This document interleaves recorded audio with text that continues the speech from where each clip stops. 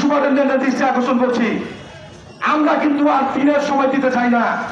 আপনাদের সঙ্গে আমাদের কাছে কথা হয়েছে, এই আইয়ুব পরিবারের শেল্টার তথা এই ওসি আগামী কালকে সূর্যাস্তের আগে যদি প্রত্যাহার না করেন, আগামীকাল সূর্যাস্তের আগে যদি প্রত্যাহার না করেন, আমরা কোনো কর্মসূচিতে যেতে পারবো না।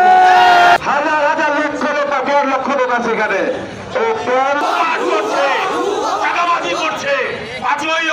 সকাল থেকে হাজিরা চলে যাওয়ার পর থেকে এই তদন্ত করা হোক।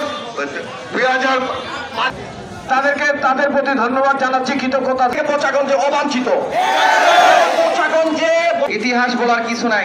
পুলিশ প্রশাসনের সামনে কালকের যে ঘটনাটা, পুলিশ থানা ওসিকে ফোন করে এখানে একটা মক্কেল পাইছি, দুশ্মন তারা, দেশের দুশ্মন তারা, শান্তি বিপত্তির দুশ্মন। ঘটনার মধ্যে পদত্যাগ করতে হবে। যেই দল আসবে, আমার পেট নীতি, আমার কোনো রাজনীতি নাই,